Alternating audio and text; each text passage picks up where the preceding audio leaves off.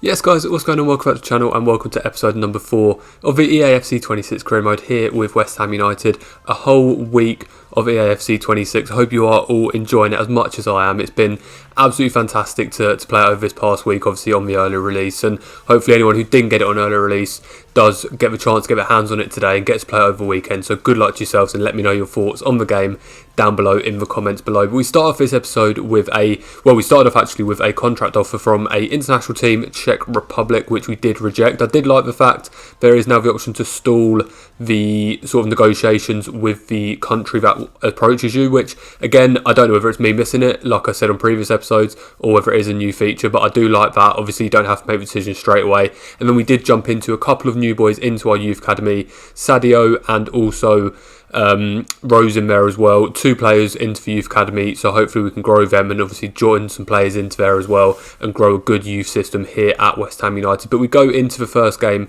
of the episode at home against Arsenal. Oh no, we are away actually, sorry, at the Emirates Stadium against Arsenal. Obviously Arsenal with all of their new signings, Victor Gyökeres up front, obviously still got a quality defence, a quality goalkeeper in David Raya, midfield, obviously a couple of new boys in there, Zubimendi, Eberici Eze, etc. And obviously Declan Rice, the ex-West Ham player, the record sale for West Ham, is in the Arsenal team, looking to come back and get a victory over us Irons here today. But obviously we knew it was going to be a difficult game against Arsenal with the quality of the squad they had, and they did get off to a better start. Odegaard with a really good chance early on, tries to chip the ball over Areola when he came out for the ball, but fortunately for us it just went wide of the post. And then a chance just after that for the new man Victor Gyökeres, and the man who I think he cost about £75 million in the end, didn't he? A really good finish from him. He was never going to miss that, and he goes over to celebrate with his new manager, Mikel Arteta, and that, from the graphic there, is his 3rd goal in his 7th game. So obviously having a decent start to the season over here for Victor Gyökeres after his big money move, and he gets another chance there pretty much straight after that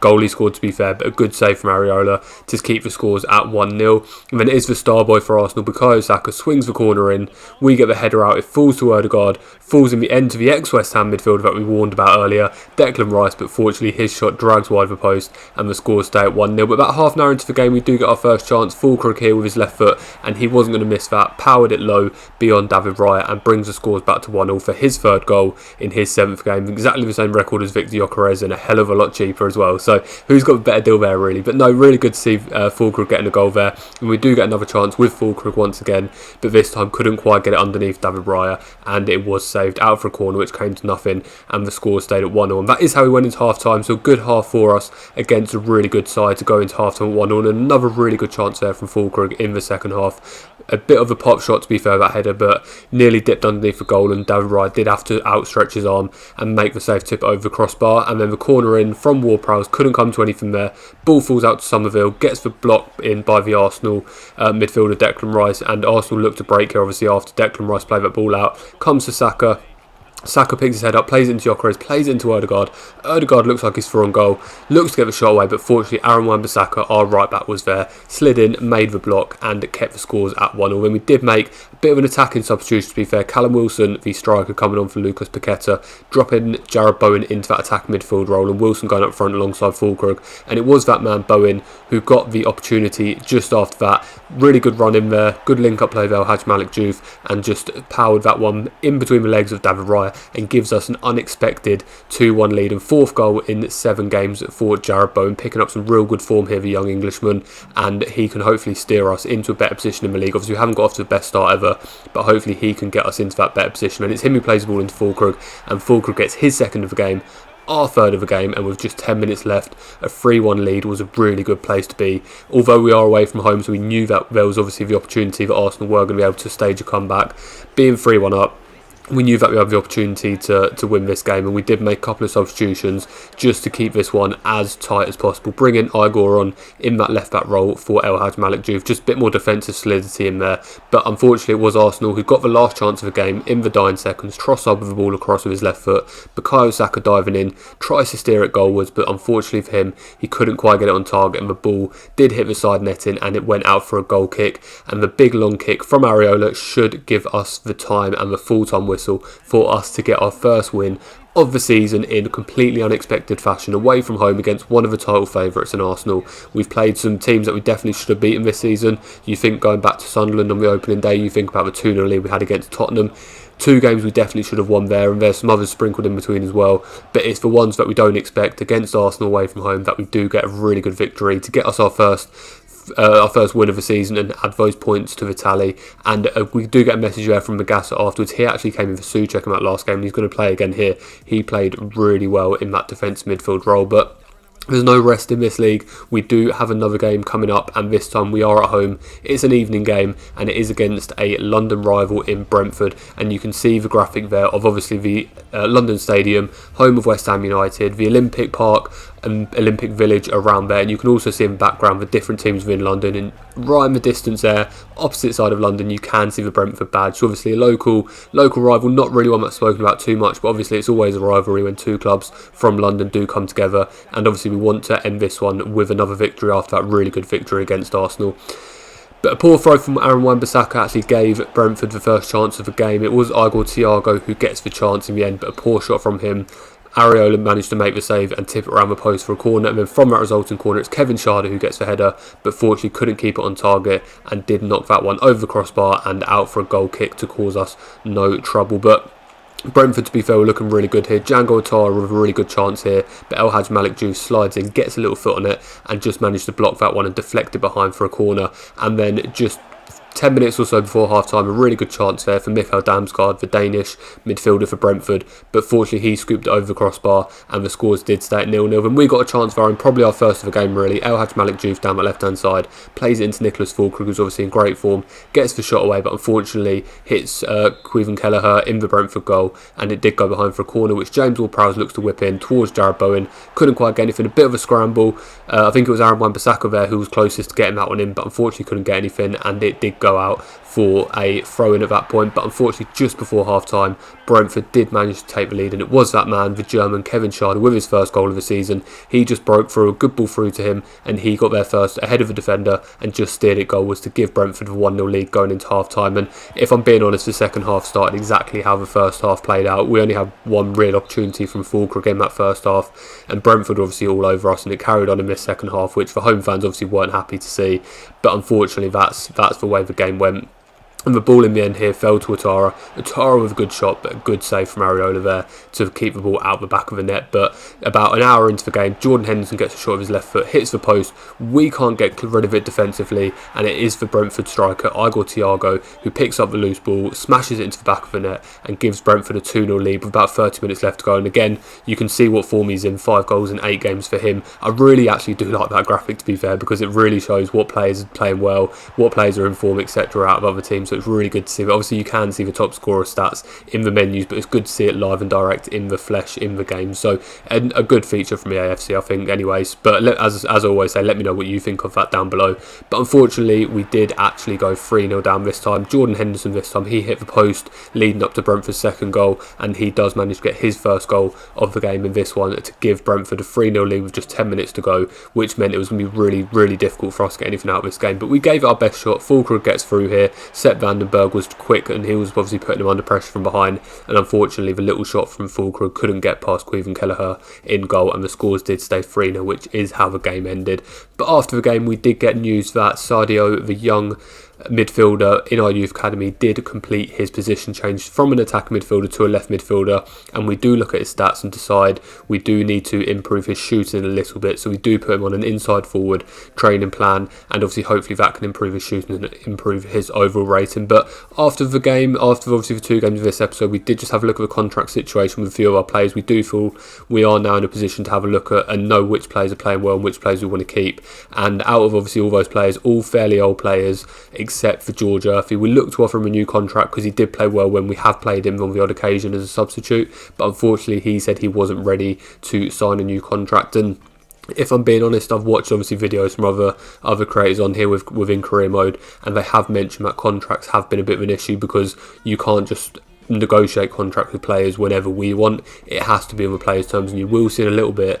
We didn't actually get the notification for it, so we didn't get to respond to it at the time, but we did get a message from George Murphy after we sort of tried to get that contract negotiated, and hopefully actually it does make sense, and I think it actually will be quite a good feature in the game if it works how I think it's going to work. But like I say, when that message comes up, I will speak through that and obviously let you know my thoughts on it. But the rest of the players who are out of contract, obviously Andy Irving and Guido Rodriguez are both leaving in January. Obviously they have already signed contract agreements with other clubs after handling transfer requests, and the rest of the players, Fabianski, Callum Wilson, they're on the sort of older side of the team, so we don't want to jump in and give them contracts straight away. We want to obviously make sure they are the right players, and obviously we need to look at signing some players as well and who we can bring in as replacements, so they're ones which we might still go back and look at, but right now we're not in a position to offer them contracts. But before any of that transfer happens or anything like that, we go into the final game of the episode away from home against newly promoted Leeds, and after a good few opportunities for us, we do get the first goal of the game, and it's that man again,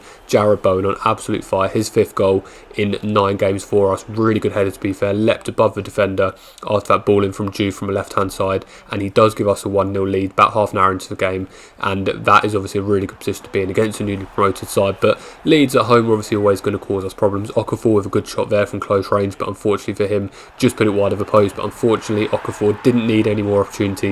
He gets the ball in the middle of the box again, and he puts it away to score 7 goal in 9 appearances. Obviously for a new player in a new promoted team, that's unbelievable stats, to be fair, for Okafor, so fair play to him. And as I say, 7 goals in 9 games is something that definitely can't be sort of looked down upon. But we went into half-time at 1-0. We did get a good chance there for the former Leeds player Crescencio Somerville, but unfortunately for him, couldn't quite get it past goalkeeper. And from the resulting corner, we played it short. Juve couldn't quite get the ball in. Nicked off his feet by Sean Longstaff, a new boy for Leeds, and Leeds looked to counter-attack here. We do look like we've got enough defenders back to sort of deal with any problems they do possess here, but unfortunately Leeds, they kept going. Okafor skips over Walker Peters there, plays it back into Sean Longstaff. It's Willie Gnonto who gets the ball, and a good finish from Willie Gnonto to put it past Areola and give Leeds the 2-1 lead. So that 1-0 lead we had half an hour in is completely wiped out. The goal from Okafor and the second goal from Willie Gnonto gives Leeds the 2-1 lead at home, and we knew in a stadium like this it was going to be difficult, but obviously against the new promoted side we knew we definitely had an opportunity to come back, and that chance did fall to the main man Jared Bowen. A good shot with his left foot there, but unfortunately straight over goalkeeper and tipped out for a corner kick. And then we do make a couple of substitutions, Fulkrug and Macassa coming off for Callum Wilson and Matthias Fernandez as a little bit more attacking threat for us to hopefully get us back into this game and bring this game to 2-2. But it was Leeds who started attacking really. Okafor with a good chance for his second goal of the game, but fortunately for us, saved by Areola and blocked around the post for a corner kick. And then about 10 minutes before the end of the game, Stack picks the ball up, plays it into Gnonto. Gnonto gets a really good chance and a really good finish there, to be fair, from Willie Gnonto, the Italian.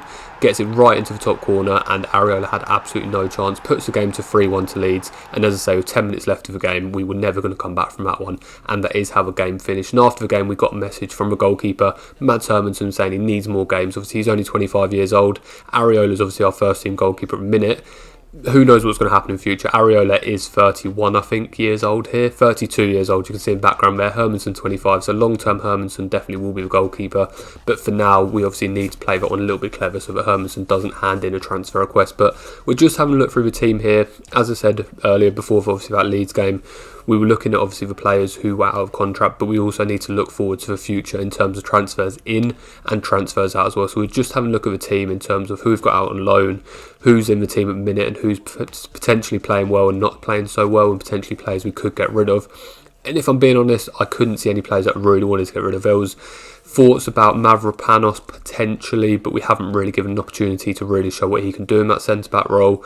There was looks at, obviously we've got a few aging players, Souček, Wilson, Fulkrug. So there's definitely discussions to be had there, but no one that we're really looking to sell at the minute. Obviously we need to do a bit of scouting, see who we could bring in, and then obviously that could potentially tip us in favour of who to get rid of. But at this exact moment, we're not looking to get rid of anyone permanently just yet. And just looking at the stats, obviously Bowen and the two strikers, Wilson and Fulkrug, looking in really good form. Juve's our top assister overall.